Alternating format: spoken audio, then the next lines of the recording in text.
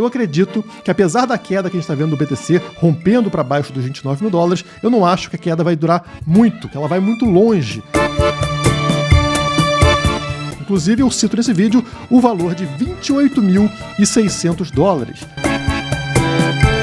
Bem arriscado, né? Você aí que é hater da Criptomaníacos tem uma grande oportunidade de colocar no comentário errou, se ferrou. Olá, criptomaníacos! Parece que a quedinha que eu esperava até os 28.600 dólares foi bem mais funda do que o esperado. No vídeo de hoje vamos falar sobre os fatores que levaram a essa queda completamente fora dos padrões, né? Uma vela absurda em 10 minutos somente, então o preço desabou.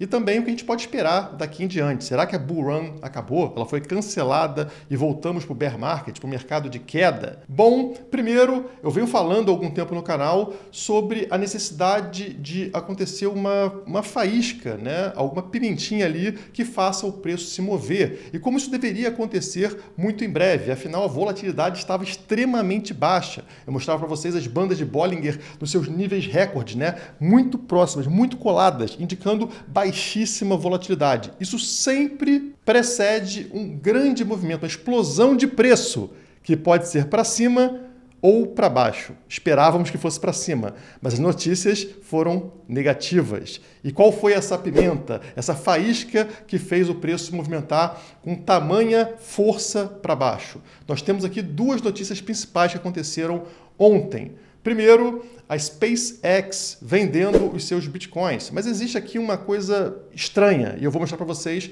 agora. Olha a notícia que saiu. SpaceX reduziu em 373 milhões suas participações em Bitcoin adquiridas em 2021 e 2022. Então, é um valor absurdo, né? Mais de R$1 bilhão. Estamos falando de 373 milhões de dólares. E não fica claro para a gente se essa era a participação total da SpaceX. A primeira postagem foi da Bitcoin Magazine, como vocês estão vendo aqui. Breaking news. A SpaceX, do Elon Musk, vendeu todos os seus bitcoins, 373 milhões de dólares. E aí vem aqui, ó, o próprio Twitter, né, os leitores do Twitter corrigindo, falando que não existe evidência dizendo que foi feita uma venda de 373 milhões de dólares em Bitcoin e se isso é o valor total da SpaceX. Vender alguns não significa necessariamente que eles não tenham mais Bitcoins. Pode ser somente uma parte. E um detalhe importante é que eles venderam Bitcoins ou em 2022 ou em 2021. Portanto, não foi agora. Não foi essa venda que gerou essa vela, né? Essa queda de preço que a gente viu. Na verdade, isso gerou um FUD, gerou um medo no mercado e outras pessoas venderam devido a uma notícia como essa. Mas é uma coisa que já aconteceu no passado, não faz sentido agora, né? As pessoas têm aquela informação privilegiada na frente, elas vendem junto com o fato. E depois, quando a notícia sai, uma notícia atrasada, somente aquelas sardinhas, aquelas que não tinham a informação, acabam vendendo por medo. Então, é uma notícia que não tem muito sentido e que eu não acho que é a notícia principal relacionada a essa queda. Na verdade, a notícia principal, na minha visão, seria essa daqui. Chinesa Evergrande entra com pedido de falência, de pedido de proteção contra a falência nos Estados Unidos. Então a gente sabe que a gente já teve esse problema com essa grande incorporadora chinesa, né, que tem trilhões em ativos, e ela deixou de pagar seus empréstimos lá em 2021, isso abalou o mercado na época, e agora o negócio se agrava. Isso aqui tem total relação com a recessão, né? Uma recessão que a gente está tentando evitar. Como vocês sabem, a China é o grande hub de fabricação mundial, e estando mal das pernas, isso pode contaminar a capacidade produtiva não somente da China, mas de todo o mundo. Então, por isso, é um sinal relevante de recessão que pode abalar todos os mercados. Vocês viram aí o mercado de ações desabando ao redor do mundo também devido a isso. A chance de recessão mundial cresce. E se tem uma chance maior de recessão, as pessoas fogem do risco, fogem de ativos de risco. Então, Nasdaq, por exemplo, né, ações ligadas a empresas de tecnologia devem sofrer uma queda, e o Bitcoin também, porque o Bitcoin é uma esponja que absorve a liquidez do mercado. Os governos imprimem dinheiro e o Bitcoin puxa esse dinheiro para dentro da sua rede. Então, se vai ter menos dinheiro, né, se vai acabar a liquidez do mercado, o que acontece é que o Bitcoin também tem uma tendência de observar uma queda ao longo desse período. Isso também é atrelado à constante subida de taxa de juros nos Estados Unidos. Então, estão subindo os juros, isso também seca o mercado e agora soma-se a isso o risco de recessão. E voltando a olhar para o mercado chinês, se a China entra numa recessão forte, isso significa também que a sua moeda começa a se desvalorizar. Isso já aconteceu no passado e teve impacto no Bitcoin. Olha só essa matéria. Yuan chinês ainda é um risco para o Bitcoin. E disse aqui o analista, o maior risco macro é uma potencial desvalorização do yuan chinês, que está sendo negociado no nível mais fraco desde 2007. Em agosto de 2015, quando a China desvalorizou o yuan pela última vez, os preços do Bitcoin caíram 23% durante as 2 semanas seguintes à desvalorização. Mas ele terminou esse ano positivo. Isso é interessante para a gente, porque mostra que é um grande impacto de curto prazo, gera um medo muito grande, mas depois teve uma recuperação de 59% a partir desse ponto que desabou o preço, né? Então, quer dizer, apesar de ter uma queda em 2 semanas de 23%, depois, até o final do ano, ele se recuperou e ficou 59% positivo. O mercado tem muito medo, o mercado desaba, inclusive o Bitcoin desaba, como desabou aqui no caso da desvalorização do yuan, mas na sequência o Bitcoin volta a subir. Porque realmente ele é diferente dos outros ativos, né? Então ele se recupera muito mais rapidamente. Mas como vocês sabem, a gente precisa ter essa notícia positiva, esse evento positivo que leve o preço do BTC a subir. E ele não surgiu, ele só vai surgir provavelmente com a aprovação de um ETF Spot, isso pode levar vários meses, ou com o próximo halving, que vai levar ainda uns 7 meses para acontecer. Então, quem pode nos salvar no curto prazo? Quem seria esse super-herói no curto prazo para aumentar a liquidez e fazer com que o BTC volte a subir, nos salvando da recessão? Por incrível que pareça, seria o Fed, seria o Banco Central dos Estados Unidos, injetando liquidez para controlar uma crise, para controlar uma recessão que pode destruir empresas americanas. Então, no curto prazo, eu diria que o nosso super-herói aí para ajudar nas criptomoedas é aquele que é o nosso inimigo, na verdade, né? Que é o Banco Central dos Estados Unidos.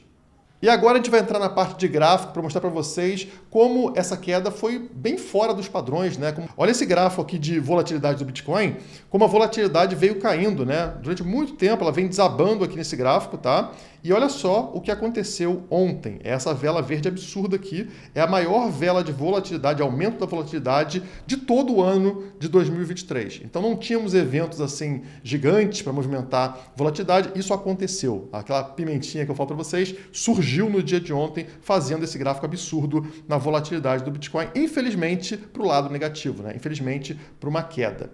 E entrando no meu gráfico diário, aconteceu o que era previsto, mas com uma força muito maior, porque aconteceu um evento macro fora do padrão aqui do nosso Bitcoin, né? Então a gente tem sempre aquela linha de tendência na cor amarela, né, que bate e explode todas as vezes, e dessa vez, como eu mostrei para vocês no vídeo anterior, rompeu essa linha amarela para baixo. Mas eu esperava que essa queda fosse até onde? Somente até essa linha roxa, o EMA 100. Ou, né, rompendo ela, viesse buscar a linha vermelha, o EMA 200, como aconteceu, por exemplo, aqui atrás, em junho, né? Olha só como veio buscar aqui. Então, é o padrão, mas furou até mesmo o EMA 200, uma queda completamente fora dos padrões, levando o Bitcoin, nesse momento, aos 26 mil dólares. Mas ele chegou a ficar abaixo disso, tá? Realmente uma queda muito forte para o BTC. Mas vamos tentar analisar aqui o que pode acontecer a partir de agora. Será que o bull market acabou, a bull run acabou, foi cancelada, voltamos para um cenário negativo, buscaremos novos fundos abaixo dos 15 mil dólares? Bom, eu vou trazer primeiro esse gráfico semanal para mostrar para vocês que essa queda ela caiu exatamente no ponto que seria esperado com uma queda tão forte, tá? Porque ela veio testar, olha só, vocês percebem que ela veio testar exatamente o ponto que era a resistência do gráfico semanal. Tá? A gente está falando aqui dos 25 e 200, né? Na Coinbase. Estamos usando a Coinbase porque tem muita aqui influência de grandes investidores, né? Investidores institucionais. Então, olha só como a queda dos 25 e 200, ela bate exatamente no suporte anterior que a gente teve aqui, né? Na metade desse ano, exatamente no mesmo ponto, e exatamente no ponto que era a resistência no início do ano e também no final do ano passado. Então, exatamente o ponto perfeito, né? Uma queda perfeita para testar esse suporte. É nesse ponto que bateu e voltou a subir. Só que não deixa de ser preocupante, porque vocês estão vendo uma linha vermelha nesse gráfico, é a média de 200 semanas, que é conhecida como o fundo do poço do mercado, né? Nunca tinha sido rompida para baixo no gráfico semanal, aconteceu somente aqui nesse bear market, no fundo do poço que a gente foi lá nos 15 mil dólares, e voltou para cima dessa linha vermelha. Acontece que depois de testar ela aqui e voltar a subir, olha só, a gente furou ela para baixo mais uma vez. Isso é extremamente preocupante, extremamente negativo, porque nos faz lembrar desse momento aqui de fundo do poço, onde o preço foi nos 15 mil dólares. O único ponto aqui que me deixa mais tranquilo é que foi um reteste perfeito nesse suporte, como eu falei para vocês, que era a resistência. E se a gente olha para um outro indicador no gráfico semanal, no caso, não a média simples de 200 períodos, mas sim a média exponencial, o EMA 200, ele está servindo como essa linha. Exatamente essa linha que a gente viu de suporte e resistência é o EMA 200. Olha aqui. Observem aqui no gráfico semanal que existe uma linha amarela que está servindo perfeitamente na história do BTC de 2019 para cá como suporte e como resistência de preço. E não é a média simples de 200 períodos, e sim a média exponencial de 200 períodos, o EMA 200. Olha só, o preço encontrou suporte aqui em dezembro de 2018, no fundo do poço, volta a encontrar suporte em março de 2020, que foi justamente a pandemia, né, um evento fora do padrão, como acontecendo agora, né? Então, ó, você vê até que a gente tem um pavio lá embaixo, mas fecha a semana acima da linha amarela. Depois, volta a encontrar suporte aqui em maio de 2022, até que rompe essa linha para baixo e ela se torna resistência. Olha aqui em agosto de 22, buscando e servindo como resistência, e depois duas vezes aqui em janeiro e fevereiro desse ano, tá? Até que rompeu para cima do EMA 200, veio buscar suporte aqui, nesse momento, como vocês estão vendo, tá? Junho de 2023, perfeitamente aqui, ó, volta a subir e agora volta para a mesma linha sem rompê-la. Então, perfeito, tá, pessoal? Ela está servindo como essa resistência e suporte perfeito, e romper esse ponto aqui seria preocupante. Portanto, a gente está falando de 25.200 dólares, né, que a gente alcançou nessa queda na Coinbase. O rompimento para baixo dos 25.200 na Coinbase é preocupante, podendo levar a quedas bem mais fortes do que a gente viu até agora.